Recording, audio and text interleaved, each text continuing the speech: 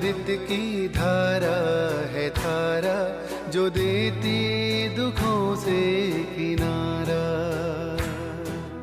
मुरली अमृत की धारा है धारा, जो देती दुखों से किनारा।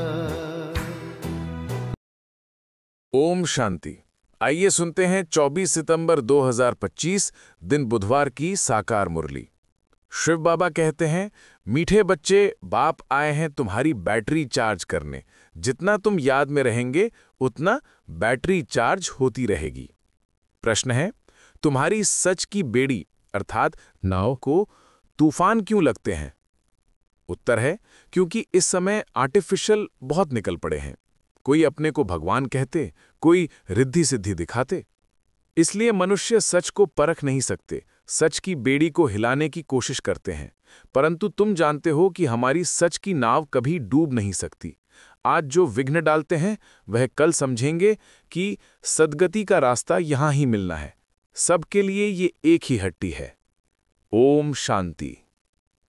रूहानी बच्चों प्रति अर्थात रूहों प्रति, क्योंकि रूह अथवा आत्मा सुनती है कानों द्वारा, धारणा आत्मा में होती है। बाप की आत्मा में भी ज्ञान भरा हुआ है। बच्चों को आत्म अभिमानी बनना है इस जन्म में। भक्ति मार्ग के 63 जन्म द्वापर युग से तुम देह अभिमान में रहते हो। आत्मा क्या है यह पता नहीं रहता है। आत्मा है जरूर, आत्मा ही शरीर में प्रवेश करती है। दुख भी आत्मा को ही होता है। कहा भी जाता है पतित आत्मा पावन आत्मा। पतित परमात्मा कभी नहीं सुना है।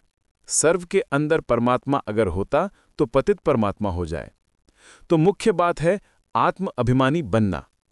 आत्मा कितनी छोटी है, उसमें कैसे पाठ भरा हुआ है, यह किसको भी पता नहीं है। तुम तो नई बात सुनते हो।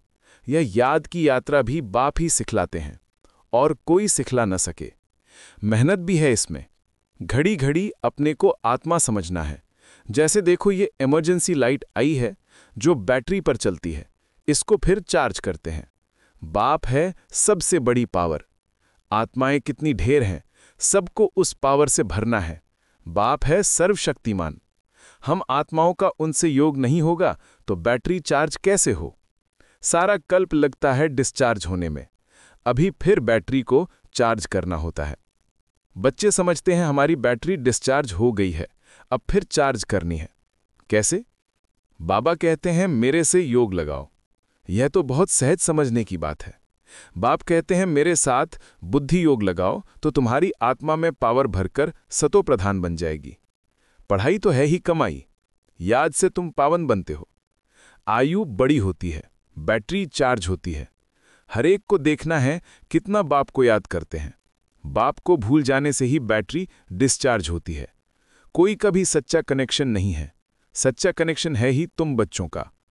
बाप को याद करने बिगर ज्योत जगेगी कैसे? ज्ञान भी सिर्फ एक बाप ही देते हैं। तुम जानते हो ज्ञान है दिन, भक्ति है रात, फिर रात से होता है वैराग्य, फिर दिन शुरू होता है। बाप कहते हैं रात को भूलो, अब दिन को याद करो। स्वर्ग है दिन, नरक है रात। तुम बच्चे अब चैतन्य में हो। यह शरीर तो विनाशी है, मिट्टी का बनता है, मिट्टी में मिल जाता है। आत्मा तो अविनाशी है ना।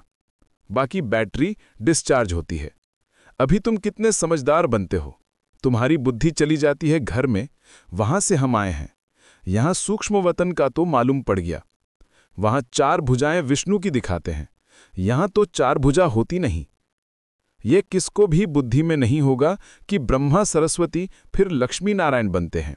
इसलिए विष्णु को 4 भुजा दी हैं, सिवाय बाप के कोई समझा न सके। आत्मा में ही संस्कार भरते हैं। आत्मा ही तमो प्रधान से फिर सतो प्रधान बनती है। आत्माएं ही बाप को पुकारती हैं, ओ बाबा हम डिस्चार्ज हो गए हैं, अब आप आओ, हमको चार्ज होना है। अब बाप कहते हैं जितना याद करेंगे उतना ताकत आएगी। बाप से बहुत लव होना चाहिए। बाबा हम आपके हैं, आपके साथ ही घर जाने वाले हैं। जैसे पियर घर से ससुर घर वाले ले जाते हैं ना, यहां तुमको 2 बाप मिले हैं, श्रृंगार कराने वाले। श्रृंगार भी अच्छा चाहिए, अर्थात सर्वगुण संपन्न बनना है। अपने से पूछना है मेरे में कोई अवगुण तो नहीं है। मनसा में भल तूफान आते हैं, कर्मना से तो कुछ नहीं करता हूं। किसको दुख तो नहीं देता हूं। बाप है दुखहर्ता, सुख करता। हम भी सबको सुख का रास्ता बताते हैं। बाबा बहुत युक्तियां बतलाते रहते हैं। तुम तो हो सेना, तुम्हारा नाम ही है प्रजापिता ब्रह्मा कुमार कुमारियां। कोई भी अंदर आए, पहले पहले तो ये पूछो कि कहाँ से आए हो, किसके पास आए हो। कहेंगे हम बीके के पास आए हैं। अच्छा, ब्रह्मा कौन है? प्रजापिता ब्रह्मा का नाम कभी सुना है? हाँ, प्रजापिता के तो तुम भी बच्चे हो। प्रजा तो सब हो गए ना। तुम्हारा बाप है, तुम सिर्फ जानते नहीं हो। ब्रह्मा भी जरूर किसी का बच्चा होगा ना। उनके बाप का कोई शरीर तो देखने में नहीं आता है। ब्रह्मा, विष्णु, शंकर, इन तीनों के ऊपर है शिव बाबा। त्रिमूर्ति शिव कहा जाता है, तीनों का रचयिता। ऊपर में एक शिव बाबा, फिर हैं तीन, जैसे सिजरा होता है ना। ब्रह्मा का बाप जरूर भगवान ही होगा, वो है आत्माओं का पिता। अच्छा, फिर ब्रह्मा कहाँ से आया? बाप कहते हैं, मैं इनमें प्रवेश कर इनका नाम रखता हूं ब्रह्मा। तुम बच्चों के नाम रखे तो इनका भी नाम रखा ब्रह्मा। कहते हैं ये मेरा दिव्य अलौकिक जन्म है। तुम बच्चों को तो एडॉप्ट करता हूं, बाकी इनमें प्रवेश करता हूं, फिर तुमको सुनाता हूं।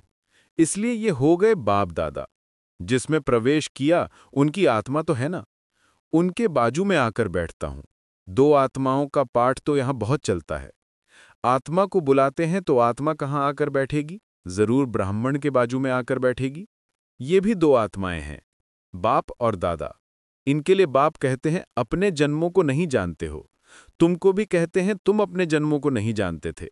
अब स्मृति आई है, कल्प कल्प 84 का चक्र लगाया है, फिर वापस जाते हैं। यह है संगम युग। अब ट्रांसफर होते हैं।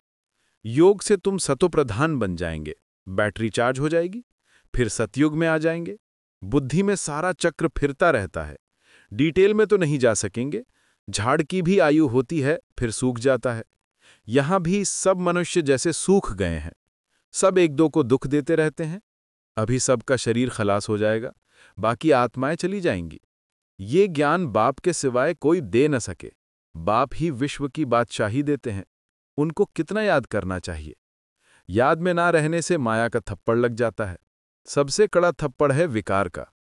युद्ध के मैदान में तुम ब्राह्मण ही होना तो तुमको ही तूफान आएंगे, परंतु कोई विकर्म नहीं करना है। विकर्म किया तो हार खाई। बाबा से पूछते हैं, ये करना पड़ता है। बच्चे तंग करते हैं तो गुस्सा आ जाता है। बच्चों को अच्छी रीति संभालेंगे तो खराब हो जाएंगे। कोशिश करके थप्पड़ नहीं लगाओ। कृष्ण के लिए भी दिखाते हैं ना, ओखली से बांधा, रस्सी से बांधो, खाना न दो। रो रो कर आखिर कहेंगे अच्छा अब नहीं करेंगे। बच्चा है फिर भी करेगा, शिक्षा देनी है। बाबा भी बच्चों को शिक्षा देते हैं, बच्चे कभी विकार में मत जाना, कुल कलंकित नहीं बनना। लौकिक में भी कोई कपूत बच्चा होता है तो माँ बाप कहते हैं ना, ये क्या काला मुंह करते हो, कुल को कलंक लगाते हो। हार जीत, जीत हार होते होते आखिरन जीत हो जाएगी। सच की बेड़ी है, तूफान बहुत आएंगे, क्योंकि आर्टिफिशियल बहुत निकल पड़े हैं। कोई अपने को भगवान कहते, कोई क्या कहते हैं। रिद्धि सिद्धि भी बहुत दिखाते हैं, साक्षात्कार भी कराते हैं। बाप आते ही हैं सर्व की सद्गति करने, फिर न तो ये जंगल रहेगा न जंगल में रहने वाले रहेंगे। अभी तुम हो संगम युग पर, जानते हो कि ये पुरानी दुनिया कब्रिस्तान हुई पड़ी है। कोई मरने वाले से दिल थोड़ी लगाते हैं। ये दुनिया तो गई की गई, विनाश हुआ कि हुआ। बाप आते ही तब हैं जब नई दुनिया पुरानी होती है। बाप को अच्छी रीति याद करेंगे तो बैटरी चार्ज होगी। भल वाणी तो बहुत अच्छी अच्छी चलाते हैं, परंतु याद का जौहर नहीं तो वो ताकत नहीं रहती है। जौहरदार तलवार नहीं। बाप कहते हैं ये कोई नई बात नहीं है, 5000 वर्ष पहले भी आए थे। बाप पूछते हैं आगे कब मिले हो, तो कहते हैं कल्प पहले मिले थे। कोई फिर कह देते ड्रामा आपे ही पुरुषार्थ कराएगा। अच्छा, अब ड्रामा पुरुषार्थ करा रहा है ना, तो करो। एक जगह बैठ तो नहीं जाना है। जिन्होंने कल्प पहले पुरुषार्थ किया है वो करेंगे। अभी तक जो आए नहीं हैं वो आने हैं। जो चलते चलते भाग गए, शादी आदि जाकर की, उनका भी ड्रामा में पार्ट होगा तो आकर फिर पुरुषार्थ करेंगे। जाएंगे कहाँ? बाप के पास ही सबको पूंछ लटकाना पड़ेगा। लिखा हुआ है भीष्म पितामह आदि भी अंत में आते हैं। अभी तो कितना घमंड है, फिर वो घमंड उन्हों का पूरा हो जाएगा। तुम भी हर 5000 वर्ष के बाद पार्ट बजाते हो, राजाई हेते हो, गंवाते हो। दिन प्रतिदिन सेंटर्स बढ़ते जाते हैं। भारतवासी जो खास देवी देवताओं के पुजारी हैं, उनको समझाना है। सतयुग में देवी देवता धर्म था तो उनकी पूजा करते हैं। क्रिश्चियन लोग क्राइस्ट की महिमा करते, हम आदि सनातन देवी देवता धर्म की महिमा करते हैं। वो किसने स्थापन किया? वो लोग समझते हैं कृष्ण ने स्थापन किया, तब उनकी पूजा करते रहते। तुम्हारे में भी नंबरवार है, कोई कितनी मेहनत करते हैं, कोई कितनी दिखाते हैं ना। गोवर्धन पर्वत को अंगुली पर उठा लिया। अभी ये पुरानी दुनिया है, सब चीजों से ताकत निकल गई है। सोना भी खानियों से नहीं निकलता है। स्वर्ग में तो सोने के महल बनते हैं। अभी तो गवर्नमेंट तंग हो जाती है क्योंकि कर्जा देना पड़ता है। वहां तो अथाह धन है, दीवारों में भी हीरे जवाहरात लगे रहते हैं। हीरों की जड़त का शौक रहता है। वहां धन की कमी है नहीं, कारून का खजाना रहता है। अल्लाह अव्वल दिन का एक खेल दिखाती है। ठक्का करने से महल निकल आते हैं। यहां भी दिव्य दृष्टि मिलने से स्वर्ग में चले जाते हैं। वहां प्रिंस प्रिंसेस के पास मुरली आदि सब चीजें हीरो की रहती हैं। यहां तो कोई ऐसी चीज पहनकर बैठे तो लूट कर ले जाएंगे, छुरा मारकर भी ले जाएंगे। वहां ये बातें होती नहीं। ये दुनिया ही बड़ी पुरानी गंदी है। इन लक्ष्मी नारायण की दुनिया तो वाह वाह थी। हीरों जवाहरातों के महल थे। अकेले तो नहीं होंगे ना। उसको कहा जाता था स्वर्ग। तुम जानते हो, बरोबर हम स्वर्ग के मालिक थे। हमने ये सोमनाथ का मंदिर बनाया था। ये समझते हैं हम क्या थे। फिर भक्ति मार्ग में कैसे मंदिर बनाकर पूजा की। आत्मा को अपने 84 जन्मों का ज्ञान है। कितने हीरे जवाहरात थे, वो सब कहाँ गए? आहिस्ते आहिस्ते सब खलास होते गए। मुसलमान आए, इतना तो लूट कर ले गए जो कब्रों में जाकर हीरे लगाए, ताजमहल आदि बनाया। फिर ब्रिटिश गवर्नमेंट वहां से खोद कर ले गई। अभी तो कुछ भी नहीं है। भारत बेघर है, कर्जा ही कर्जा लेते रहते हैं। अनाज चीनी आदि कुछ नहीं मिलता। अब विश्व को बदलना है, परंतु उनसे पहले आत्मा की बैटरी को शतो प्रधान बनाने के लिए चार्ज करना है। बाप को याद जरूर करना है। बुद्धि का योग बाप के साथ हो, उनसे ही तो वर्षा मिलता है। माया की इसमें ही लड़ाई होती है। आगे इन बातों को तुम थोड़े ही समझते थे। जैसे दूसरे वैसे तुम थे।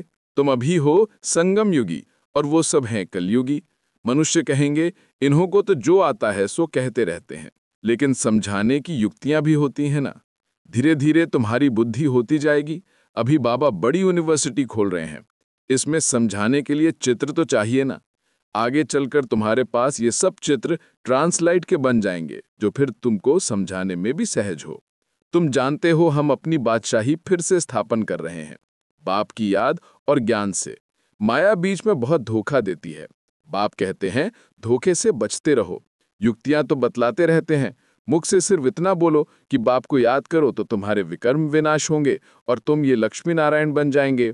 ये बैजेस आदि भगवान ने खुद बनाए हैं, तो इनका कितना कदर होना चाहिए। अच्छा, मीठे मीठे सिखिलधे बच्चों प्रति माता पिता बाप दादा का याद प्यार और गुड मॉर्निंग। रूहानी बाप की रूहानी बच्चों को नमस्ते। हम रूहानी बच्चों की रूहानी माता पिता बाप दादा को याद प्यार गुड मॉर्निंग और नमस्ते।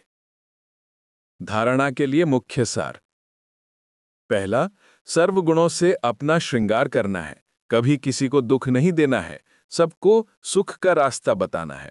दूसरा, सारी दुनिया कब्रिस्तान हुई पड़ी है, इसलिए इससे दिल नहीं लगानी है। स्मृति रहे कि अभी हम ट्रांसफर हो रहे हैं, हमें तो नई दुनिया में जाना है। वरदान।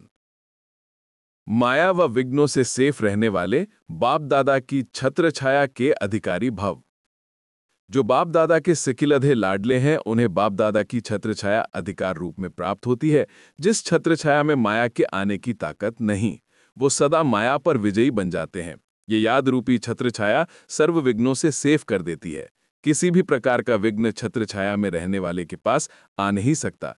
छत्र छाया में रहने वालों के लिए मुश्किल से मुश्किल बात भी सहज हो जाती है। पहाड़ समान बातें रूई के समान अनुभव होती हैं। स्लोगन। प्रभु प्रिय, लोकप्रिय और स्वयं प्रिय बनने के लिए संतुष्टता का गुण धारण करो। अव्यक्त इशारे। अब लगन की अग्नि को प्रज्वलित कर योग को ज्वाला रूप बनाओ। विशेष याद की यात्रा को पावरफुल बनाओ। ज्ञान स्वरूप के अनुभवी बनो।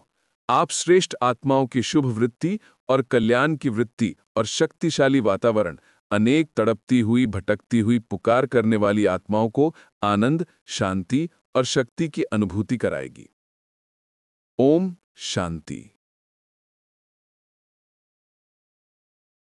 संगम की बेला है सुहानी, संगम की बेला है सुहानी, ये समय है बड़ा वरदानी।